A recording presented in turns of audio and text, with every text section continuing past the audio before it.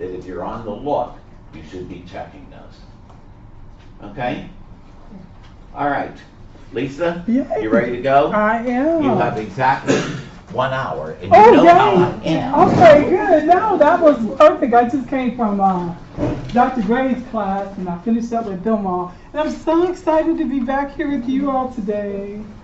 So I come bearing gifts thanks to Dean Connell. He has made copies for all of you all so you can retain these. And we're going to be using them. I'll do like in school. Who wants to pass it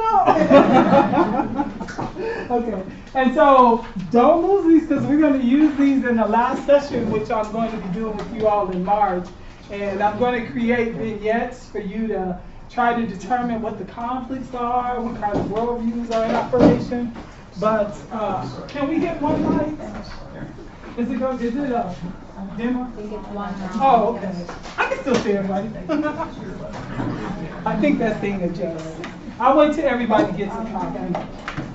So this is going to be part 2 of the spiral dynamic theory presentation, and then we'll have a final part 3. And as I said, I could easily see this being a semester-long class. I feel bad because I feel like I'm kind of condensing everything in a very, very small time frame. But I think that I've given you enough information for you to do damage, so we should be good.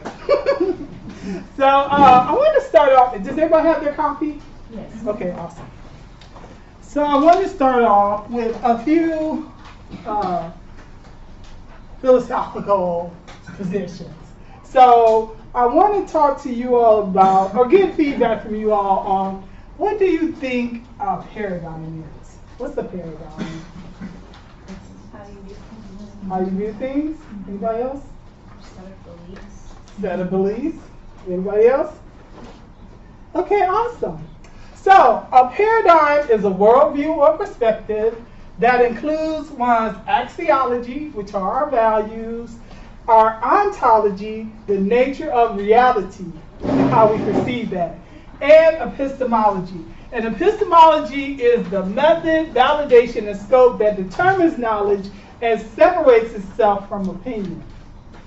So, spiral dynamic theory and these constructs of the framework deal with ontologies, people's sense of reality.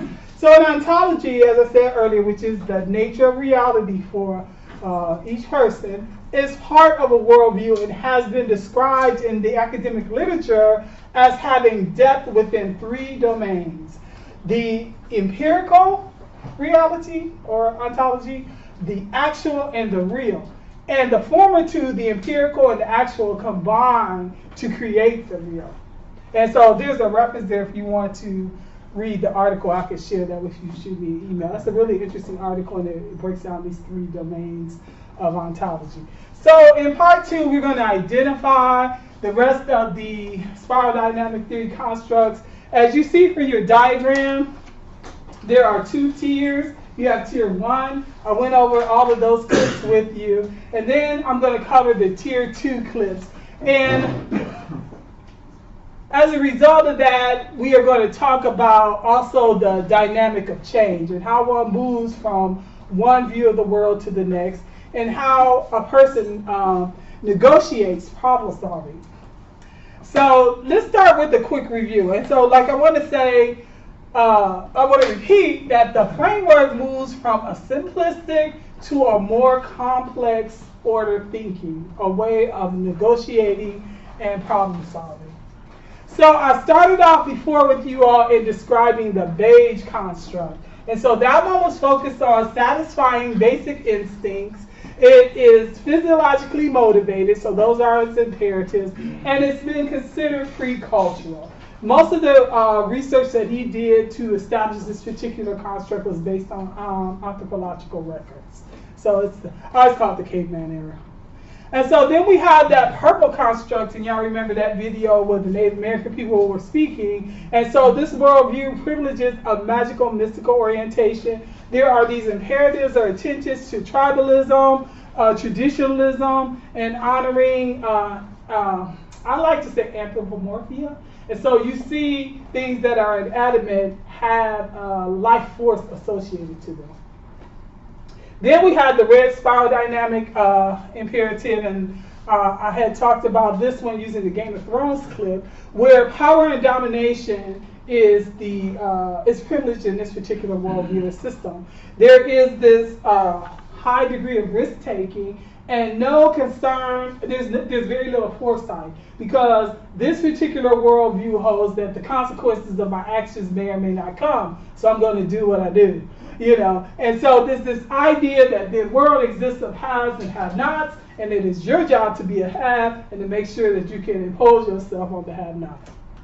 The next one was the blue spiral dynamic theory orientation. These colors are just mnemonic devices to help associate the construct. But this one was more purpose-oriented. It's more sacrificial. There's sometimes these dogmatic absolutisms associated with this worldview. There's a real attention to authority and respecting and obeying the authority. And so one sacrifices now for some future reward later in this particular worldview. In this one, where we had the Wolves of Wall Street Association, it's very strategic and materialistic in its orientation. There is this desire for competition and conquering the physical world, and that can be achieved through processes of manipulation. There's this privileging of positivism, and so this is the kind of individual that will say, but what do the numbers say? Or numbers don't lie, or it's fact if it's number. So this particular worldview privileges those more quantitative variables associated to their reality. And they also privilege technology in arriving at decisions. And so this green spiral dynamic theory worldview was our friend here. I don't know what his name was, but he's really funny. And so this one is also humanistic in orientation, and it talks about living in harmony with others, having balance in ecosystems, and this I describe as kind of neo-modernity. And again, I want to point out too that as you make this movement along the framework, you oscillate between these orientations that are very collectivist, individualist, collectivist, individualist. And so this one is the last of tier 1, and it is collectivist in nature. So the next, I just want to remind you too about memetics and how memetics informs the development of these worldviews.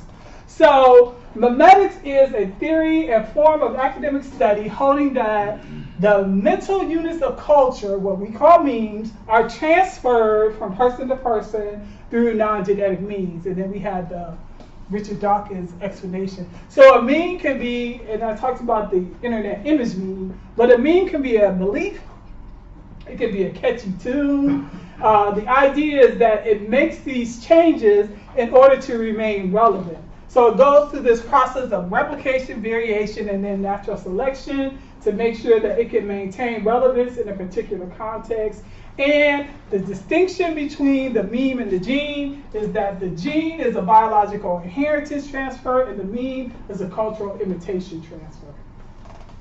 Everybody remember that? Okay, who knows what that is? Does anybody know? It's a paddle. And where were those used? And so if you were to think about our spiral dynamic theory framework, if you had to identify one of the constructs who would be really cool with this use of learning, which one would you say? Red. Yes, who said red? You was getting them all right last week. Yes, red. And I don't know if you guys realized it, but in Ohio, it wasn't until 2009 Ted Strickland outlawed corporal punishment in public schools in Ohio. Did y'all know that? Yes, it was 2009, and legally, private schools still can use corporal punishment. So this map shows you all of the public schools that still have corporal punishment as acceptable in the United States. And this is, I think this was made in 2009, so maybe a few of them will come on. But the idea that so many of these states saw that as not necessary of abolition is very odd.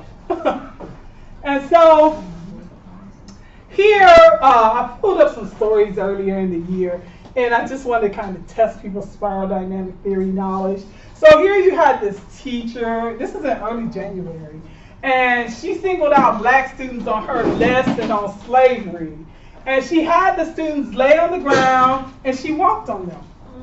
She was removed from the school. I don't know what subsequently happened. But if you had to think about this person's mindset or worldview, what would you say it would be based on the framework? Purple? Okay, why purple? Look at the other side too. That other paper gives you more descriptive detail.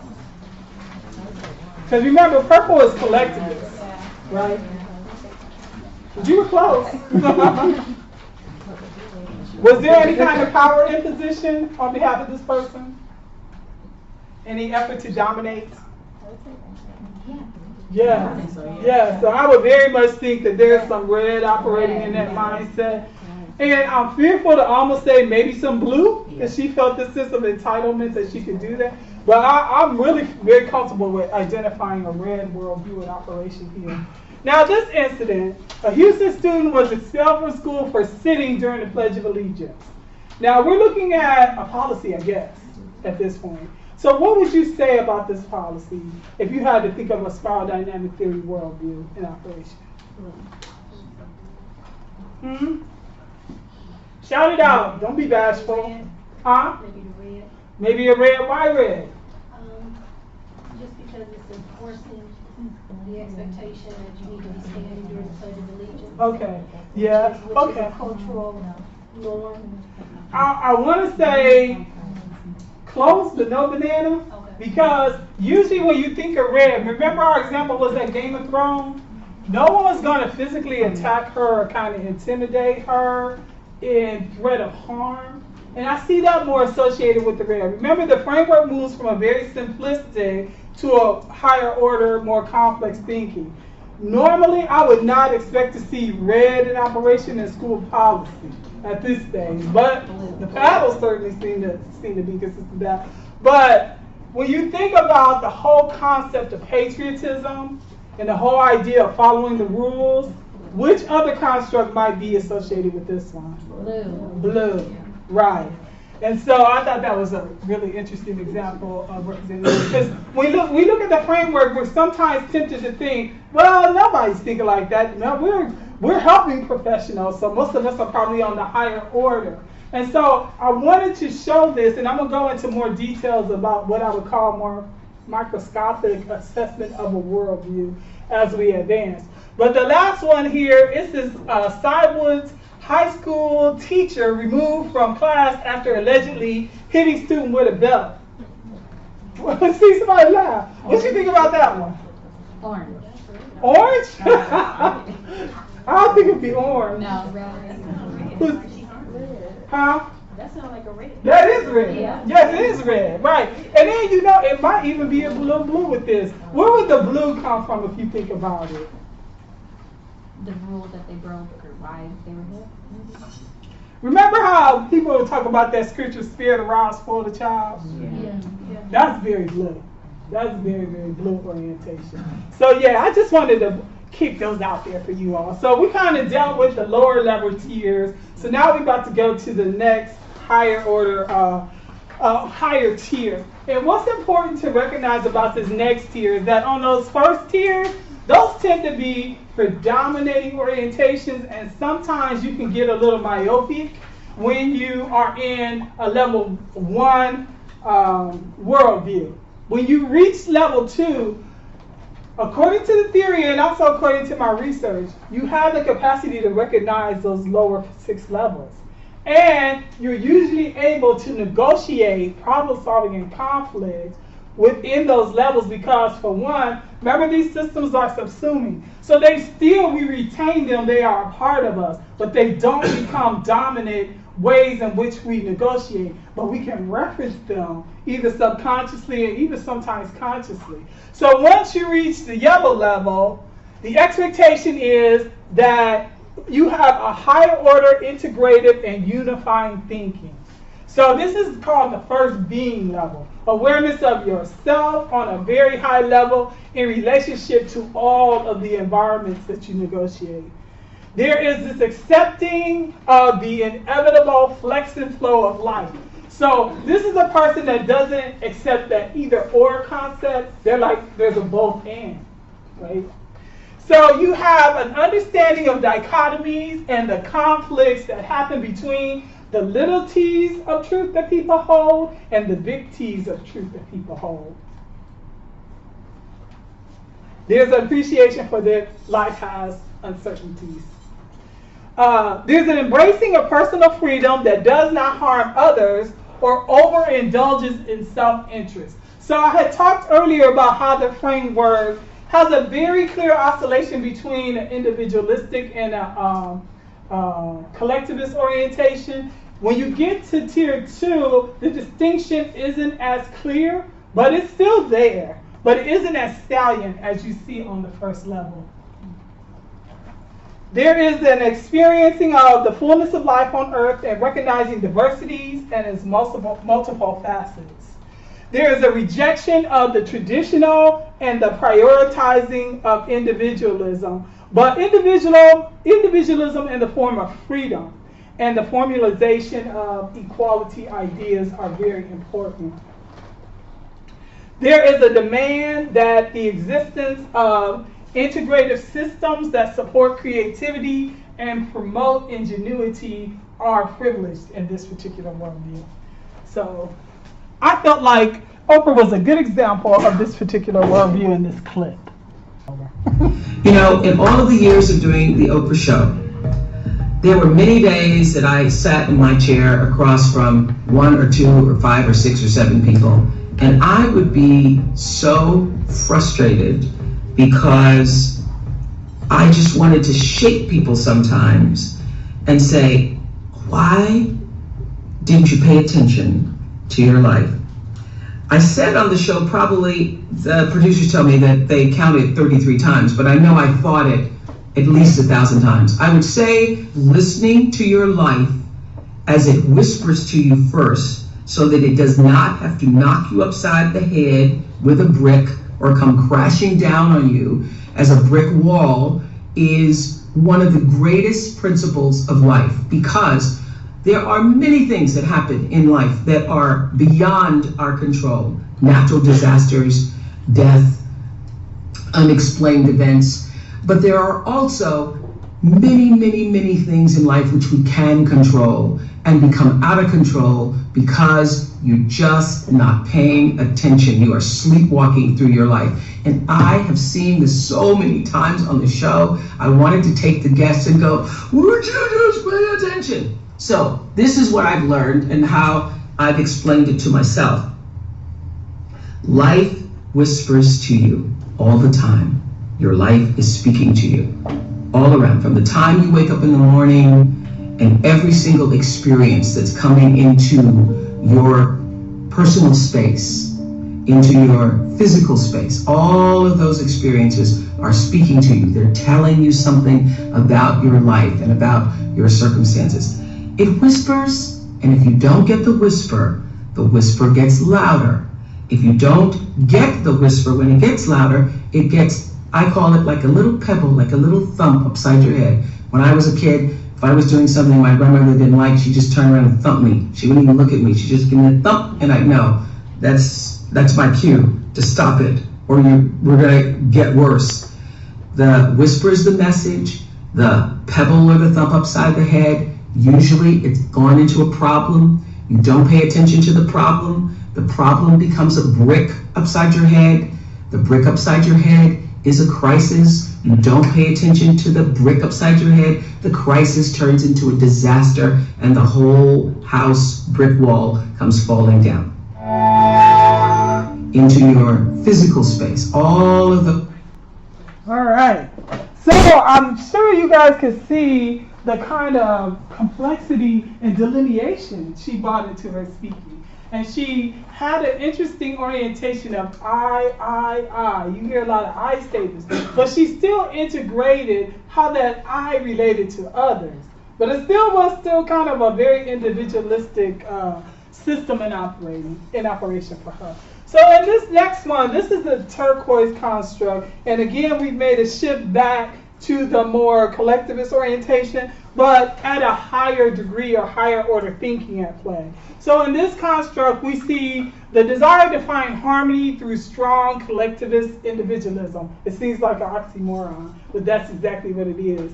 And so you have this focus on the good of all living entities as codependent integrated systems.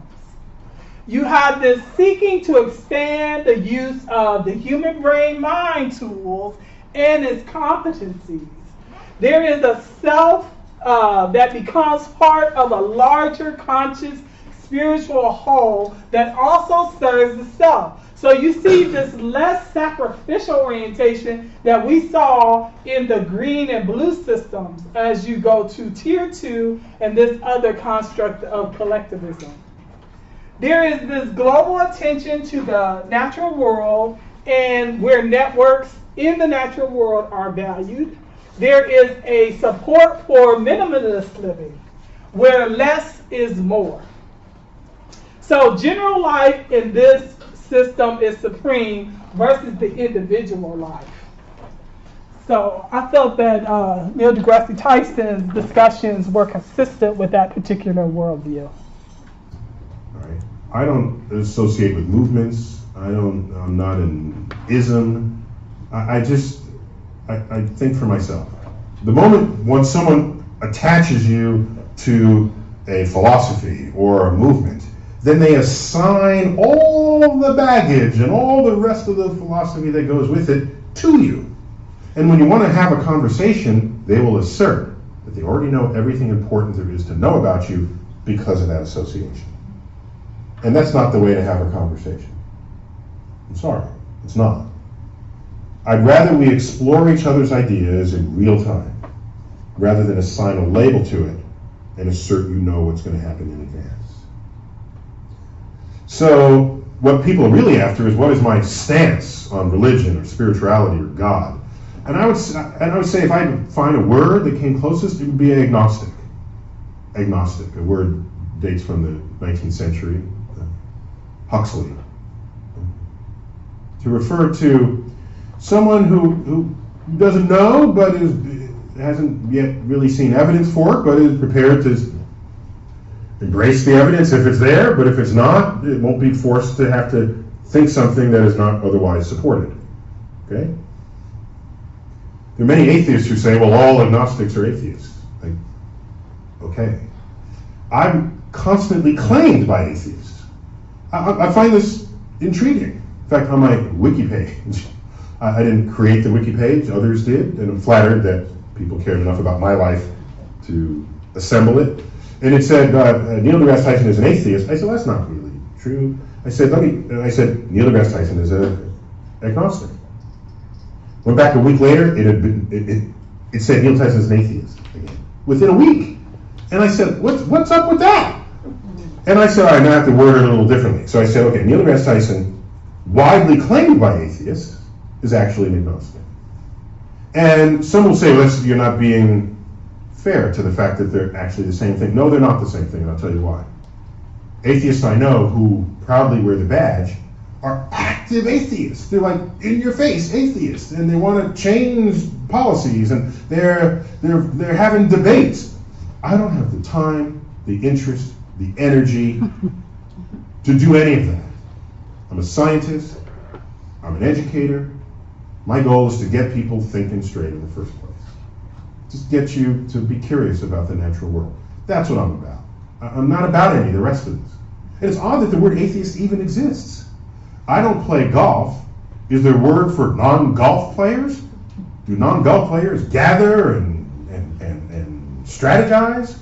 Do non-skiers have a word and come together and talk about the fact that they don't ski?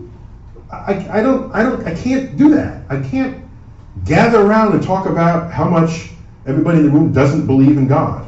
I don't have the energy for that. And so agnostic separates me from the conduct of atheists, whether or not there's strong overlap between the two categories. And at the end of the day, I'd rather not be any category at all. All right. So I hope YouTube stops. Let me make sure. Yeah, we'll see. All right. Sorry about that. I wasn't expecting them to be mean like that. So In my church group in Greenfield, Massachusetts. all right. I knew that was going to happen. My foresight. Okay, from current slide. Okay. So this next one, and as they talk, can't you see the more complexity they bring into discussion and the more integrated they are about thoughts and ideas? I just found that fascinating. So Claire Graves, in his research, he mostly, the documents that I see are more associated to the first tier. He mentions the yellow and the blue. He did not use those color constructs. Those were later developed by his proteges, but he created those conceptions. And he kind of stopped at the yellow and blue. And so I'll kind of go a step further with my research in addressing these evolutionary patterns that I'm seeing. So this next one is the colors existed, but they didn't have a name for them. So I call it the Futurists Worldview. And in this worldview, you see, again, we pivoted back from that more collectivist one we saw with Neil deGrasse Tyson, and we've made that oscillation back to the more individualistic orientation. So you see an attention to projecting and directing multiple futures. There is this material world that needs to be protected and not exploited. So there is this desire for symbiosis between the material world and the natural world. Attention to bioengineering for health and wealth generation is privileged in this worldview system, plus the integration of artificial intelligence into our daily lives. This worldview construct has this belief in the realm of an inextricable existence between humans and machines. So this is where you start to see this integration of human beings with actual machines, with the desire to have them be one, if you will. There's a recognizing of the metaphysical breach that acknowledges the somatic being as distinct for artificial intelligence. So there's a limit to artificial intelligence as it relates to those characteristics that make us human. Skip ad. Humans and machines have been merging for thousands of years. Right now I'm wearing shoes, I have a microphone on my jacket. We all probably used our phones at least once today. And we communicate with the augmentation of all sorts of amplification and even translation technologies. You can speak into a machine and it'll translate the words you're saying in nearly real time. So I think what might be different in the years to come is a matter of degree, not a matter of kind. One concept that I think is emerging is what I like to call the brain coprocessor, a device that intimately interacts with the brain. It can upload information to the brain and download information from it. Imagine that you could have a technology that could replace lost memories, or augment decision-making, or boost attention or cognition. To do that, though, we have to understand how the brain works at a very deep level. Although over 1/3 patients have had brain implants or neural implants that stimulate the nervous system, so far they've operated in an open-loop fashion. That is, they drive activity in the brain, but not in a fully responsive fashion. What we want to do is have bidirectional communication to the brain. Can you read and write information continuously and supply, maybe through coupling these interfaces to silicon computers, exactly the information the brain needs? My hope is that over the next 5 to 10 years, we're going to get deep insights, thanks to our technologies, into how brain circuits compute. And that will drive the design of these interfaces so that we can deliver information to the brain and record information from the brain using the natural language of the brain. Reading and writing information in a way that augments, for example, the number of things you can hold in your mind at once, or the ability to recall things nearly perfectly, which is, not an ability so different from looking something up on a search engine on your phone, right? So I think what's going to happen is a continuation of this trend. And I think a lot of people like to talk about artificial intelligence right now. Artificial intelligence, as it stands, is based on a lot of concepts that go back many decades, that build from some very simple observations about the brain. What might AI do, though, once we have incredibly deep insights into the nature of creativity and ethics and other things that the human brain seems to be uniquely equipped for? I think once we start to couple artificial intelligence to the brain that can really augment these uniquely human capabilities, it leads to a new era of what you might call hybrid intelligence. So it won't just be AI running away in some positive feedback loop. It won't be humans upgrading themselves in the absence of coupling to the world, but I think it'll yield a new kind of symbiosis. And I think that's probably the best possible path. And it's also already, if you look at how people operate in the world, what seems to be one of the most prevalent models. So I don't know how many people are into sci-fi, but there are already discussions about interjecting nanotechnology into our bodies and having that integrate into our biological systems. So that's what's happening there at the coral level. And so this is our last one, and I just recently named this one. It's, and I think on your sheets, I called it the integral wisdom and human insight level. So again, we're making that oscillation from the more individualism that we saw in the last clip to the more collectivist, higher order thinking and interpretation of how life would move in an evolutionary process. So in this system, you see it gives attention to the extraterrestrial existence and life beyond the known terra firma. There is a holding of individuals, holds that individuals form their realities in connection with an omnipotent universal power element. It's not necessarily a personal God or religious tradition, but like you might hear someone talk about, and I'll use Star Wars for example, the Force or the universe. So there's this belief of an external locus of control that impacts us as individuals. The spiritual meta being merges with technology.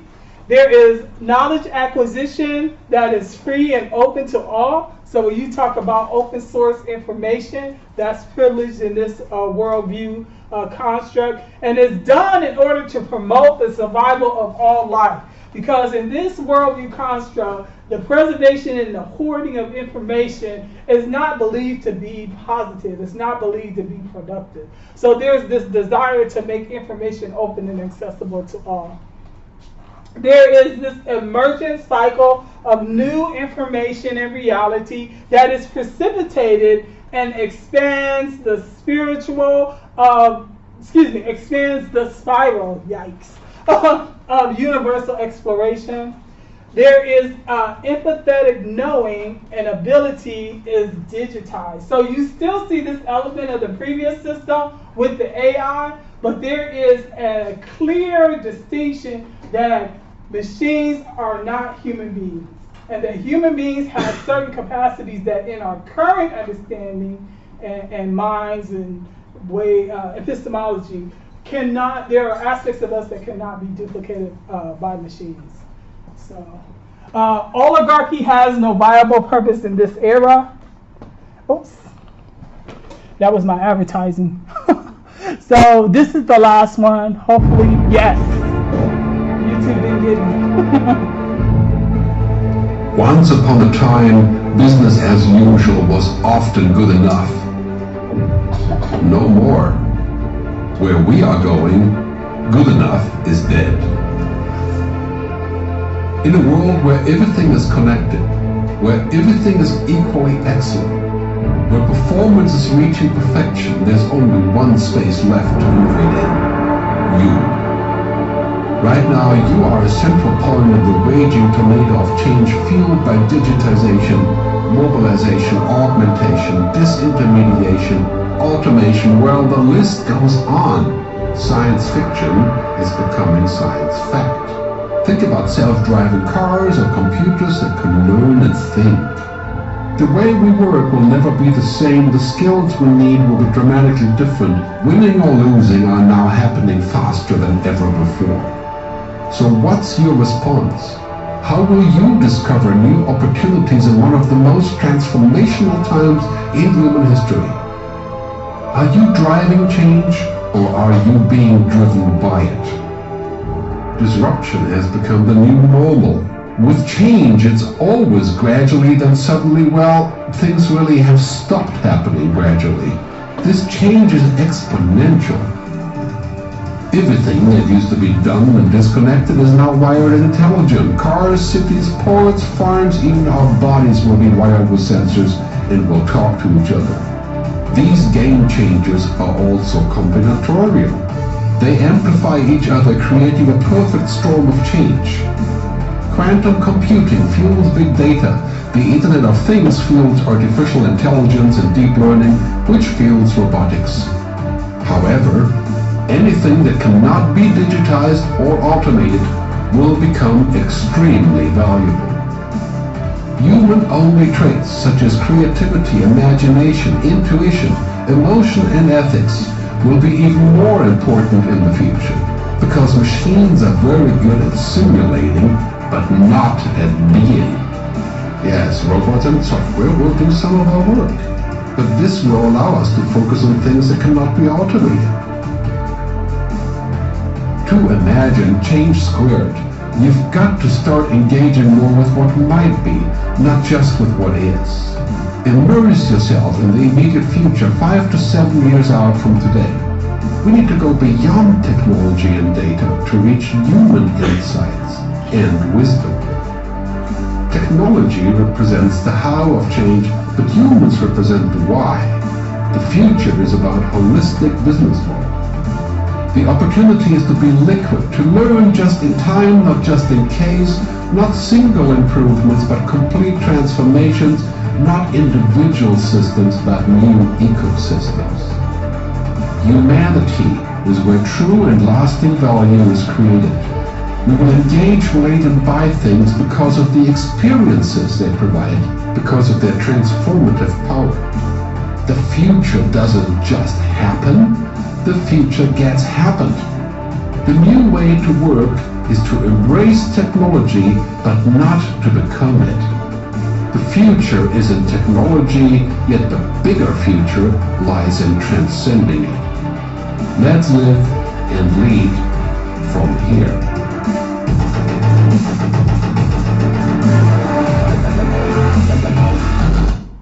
So you see a change in that system from the previous system, because if you really think about the doctor from MIT, Big Thing, he talks a lot about almost like we becoming the technology, and in the next system, in that presentation, it talked about us not becoming the technology, that we are distinct from the technology, and being consistent with that more collectivist, less individualistic orientation.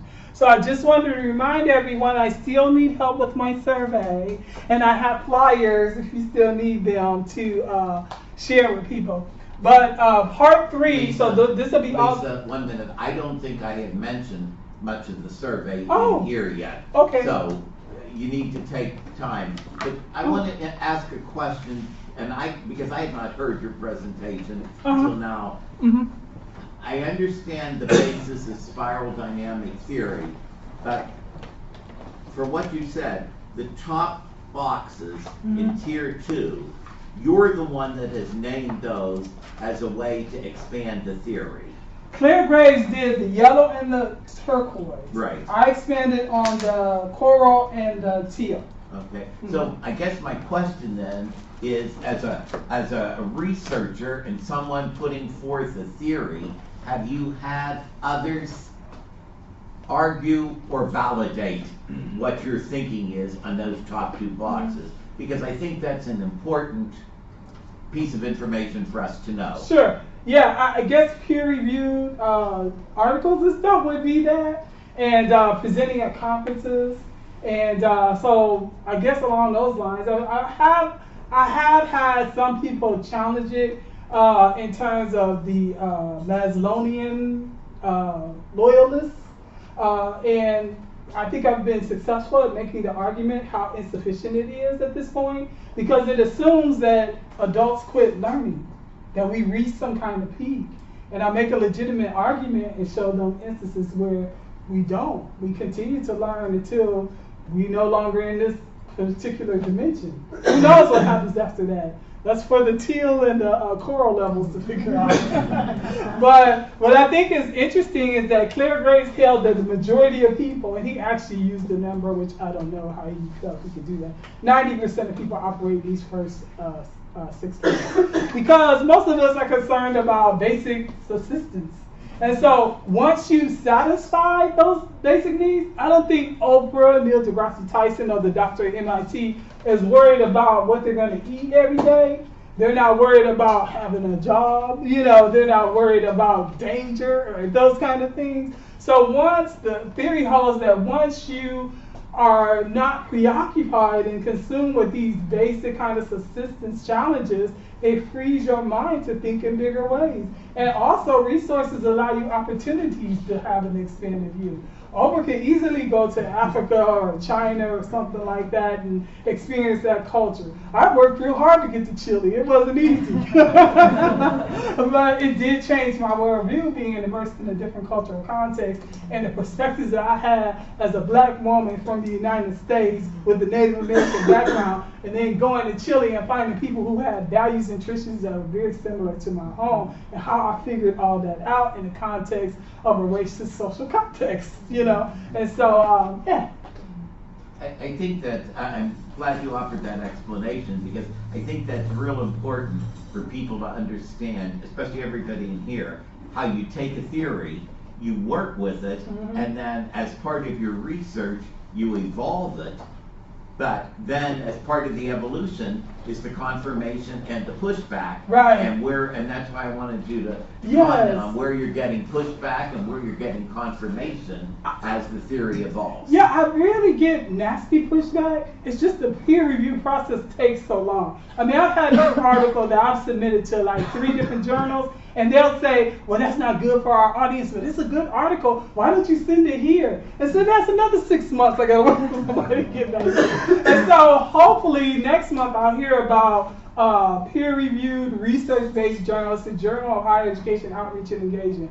And that will really springboard me forward with presenting this model to other people after having peer review. But I've had peer-reviewed conference papers. I got accepted to present at AERA, the American Education Research Association, in Texas last year. Presented at the National Association for Adult and Continuing Education, the Adult Education Research Conference. And so you go in there, and most of the time the responses are like, wow, that's heavy. I can see what you're saying. You should publish this. I'm trying to. Several colleagues accept my paper.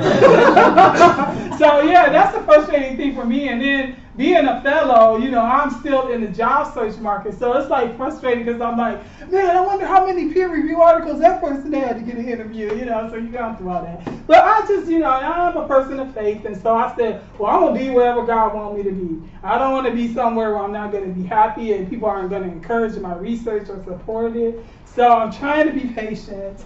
You know, I'm still good for now. But yeah, so that's what's going on there. And speaking about research, this is a new research project I'm working on now. And so I'm using the spiral dynamic theory framework to examine the phenomenon of misogyny noir. And have y'all heard of the word misogyny before? Okay, so misogyny is this antagonism and discrimination that's specifically directed at women. Well, these millennials, because they're so smart, came up with this new phrase called misogyny noir, and it specifically looks at the kind of misogyny that black women are facing in popular culture and in social media spaces. So a lot of times you'll see like really vitriol commentary about black women. And what I thought was ironic is that I started this research really last semester, and then the Black Panther movie came out, and you saw all these strong women images and stuff like that. And so I think people think I didn't have an original idea. I was like, that was my idea last semester. But in any event, so I developed this instrument, and I, based it off of the work I did for my dissertation. So I'm using the spiral dynamic theory framework and to see what kind of responses I'm getting on the phenomenon of misogyny noir, and I'm going to correlate that to how that person views the world. So if I have a person with a very red mimetic worldview, they may have very strong misogynistic ideas. Or I see someone who has maybe a very strong yellow, and they very much object to those notions of, these kind of racist ideas. And so, so that's the study I'm working on now. And I invite people to please take my survey. And I also have copies here if you need a flyer. You just go to the hyperlink. Now, there is research criteria. You have to be self-identified as black. I don't make no judgments. If you think you're black, do your thing. But it is for people who self-identify as black and have spent the majority of their time of life in the United States. Because as we know, there are a lot of people who are from the Caribbean and, Africa, et cetera, et cetera, et cetera. These houses around. And I really want to look at the American phenomenon of being black and how those notions of what are called controlling images of black women have affected us. And so when we talk about these tropes of the black woman always strong, it robs us of the opportunity to be vulnerable and not always feeling strong and feel like you're going to lose it. I'm not allowed to be human because there's this stereotype about me. Or you have these hypersexualized tropes that exist for black women. And so that is the nature of this research. What's really cool is my editor who published my chapter with Peter Lang. I floated the idea with her, and I've already got the book accepted. So I just need to get my chapters ready by March 9th. I'm supposed to do an abstract for each of the 16 chapters. It's not going to happen. But I told her, I said, well, I'm still collecting research, so I don't know how developed these chapters are going to be. So yeah, I really want to use this as a guide for people who are doing diversity work. And again, I want to show the value of the spiral dynamic theory framework because I feel like it's a very comprehensive framework and has these applications that helping you understand the way people view the world. So when you talk about conflict resolution and leadership, which is what I'm going to do in our last session, I'm going to create these vignettes for you all. And I'm going to have these actors, and you're going to read what they did and how they responded. And you're going to identify, based upon this knowledge, what worldview is in operation there, and what's the most effective strategy for resolving the conflict that's there. So I hope to be able to use this in professional development with educators, social justice work. That's all of the areas. That's some of the areas I'm very, very interested in. I want my scholarship to be very interdisciplinary. And of course, as you can see, there's elements of biology and neuroscience in here and epigenetics. So I'm interested in that as well. I don't think you mentioned, Lisa, or maybe it's on the paper. This study, Lisa can have any person who identifies as black, male or female, yes, over the age of 18. Correct. So if some of you took the flyer and you just took it for interest, but we didn't have enough, give it to a person who is African American. Right. And they may want it. If you want it because you're going to give it to someone else you think would be interested, fine. I'll get other copies for everybody else. Yeah, and if you want it from the dean, he can send it to you with the embedded hyperlink. So you can shoot it to your friends, and all they have to do is click on the link, and it'll take them to the survey. And it takes about 30 to 40 minutes. And I just got I talked to the IRB office because sometimes people don't take their surveys without incentives. When I did my research in Chile, I offered a weekend for 2 to this resort. And that was still slow collecting them. I offered nothing for this, and people been taking it. So I was like, I need to get more surveys. So I asked the IRB office. I said, well, can I do a $50 gift certificate to serve as an incentive? And he said it won't interfere with the study, so I could do that. Now all I gotta do is get the $50. I think I could do it. But so yes, I very much need people's assistance in getting this out. For my IRB, I said 100 collected surveys, but in order to make it a representative sample, I probably need like 300. I do need 329. So I literally have been sending this all over the country. And so pretty much all the schools here, but I don't want a population that's elite, if you will. I'm really trying to look at working class people. So I've been going to community centers around here, YMCAs. I go in and I have my flyers. I say, hi, my name is Dr. Brown, and I'm a diversity fellow at Ursuline College. And I have this research. Can you take my survey? And they're like, yeah, I'll take it. But I think if I can put on there's a $50 raffle at the end. It might help me get a better response rate. So that's where I'm at with that. So, as I said, upon my next visit with you all, which is March 21st, so you'll have time to familiarize yourself with the framework. I'm going to talk about spiral dynamic theory and how it's operationalized and locating dominant systems that are in operation in people, in societies, in organizations, and how we can use that information for conflict resolution and identifying leadership styles. So it's going to be fun. I just did it with Mark's class. It was a lot of fun. So I'm done with them. So I got one more time with you all, and then I'm doing it with the nursing students tomorrow. So, does anybody have any questions? I hope this isn't too overwhelming. I know it's a very didactic presentation at the beginning, but I have to like put all the ingredients in, and we cook later. So that's it for me, Dean. Thank you. See y'all tomorrow.